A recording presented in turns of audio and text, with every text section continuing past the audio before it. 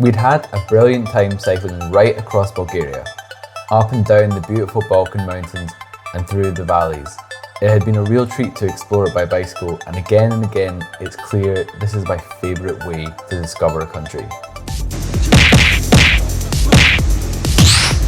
Sofia is the capital of Bulgaria, and it's 100% one of my favourite cities in the world. Maybe not an obvious choice for most people, but it's honestly class. So I tend to rate cities on the following criteria: good coffee spots, good beer, good food, ease for a good walk and talk, and good cultural vibes to it too. So like nice old buildings and that kind of thing. And obviously just straight up how the general vibes are. I came here in 2016 with my friend Paul, and it ticked all the right boxes. Now back again here in summer instead of winter, it was even better than I'd remembered. It kind of felt like before it wasn't the nicest city to look at, but actually in this season it bloomed into life and was lovely. The streets are a classic grid system, which I'm very pro. Shout out to the OG grid system in Thurso. And what I love is that the somewhat plain exteriors often hide real gems, like big converted townhouses that are now nice coffee spots or trendy restaurants, where it feels like you're just in a big house. I really love that kind of thing. We spent the first night chilling, got some food, and went to this novelty beer bar that has tables where you can pour your own pints. I'm very into this because sometimes you just want that last sip at the end of a night to be fresh beer instead of dregs. But I reckon it would be total chaos if they introduced this to Glasgow. We had a full rest day and we spent time exploring the city. The main priority obviously was finding cool stickers for our bikes. We visited some of the older parts and just enjoyed ourselves really. Well, we're in Sofia, as you can see from this big church behind. It's the 4th of September, and we now just have about 32 days left of our trip, which Liliana pointed out is probably all you usually get per year when you're working for the man.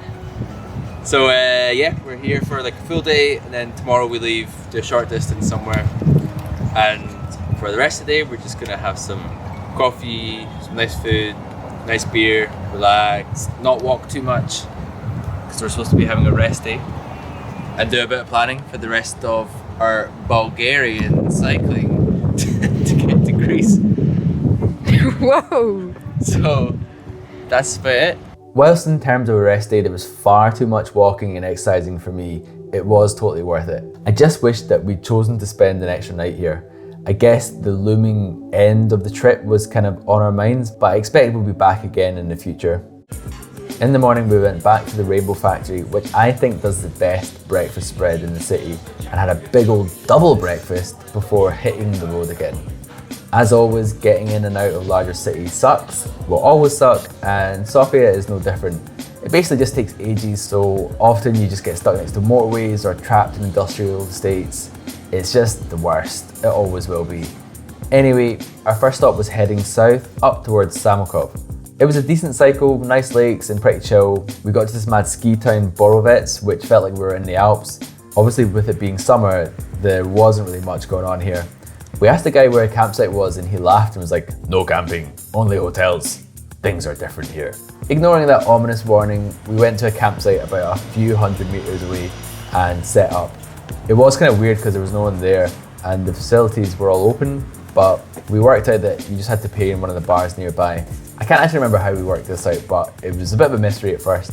It would have been super easy for us just to do a runner, but the showers were great, very hot, very strong, and it was still super cheap. So, you know, do the right thing. Just do the right thing.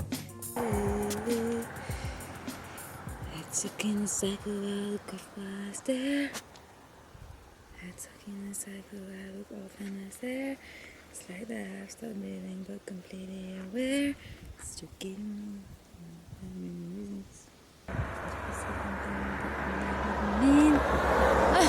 No, he's such an asshole. I bow down.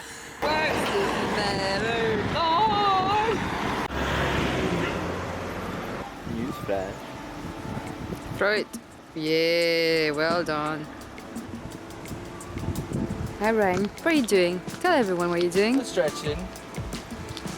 Did you manage to touch your toes? Yeah.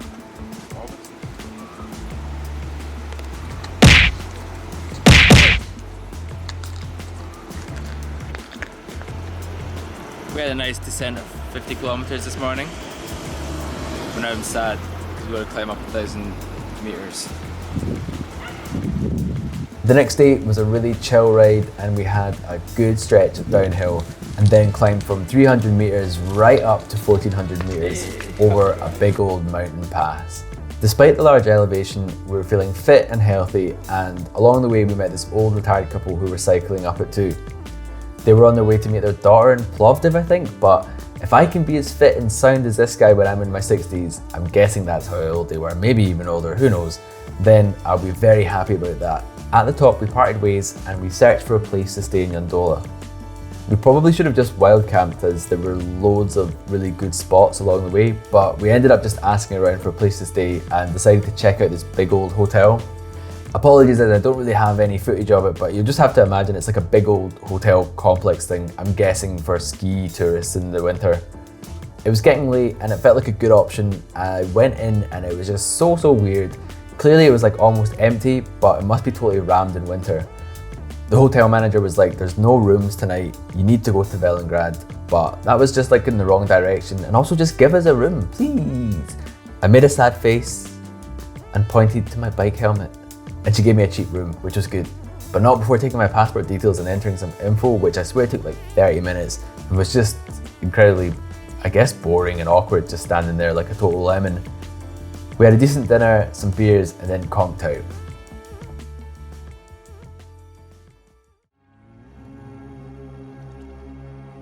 The great thing about staying at the top of a mountain is that the next day you get a sweet day of downhill.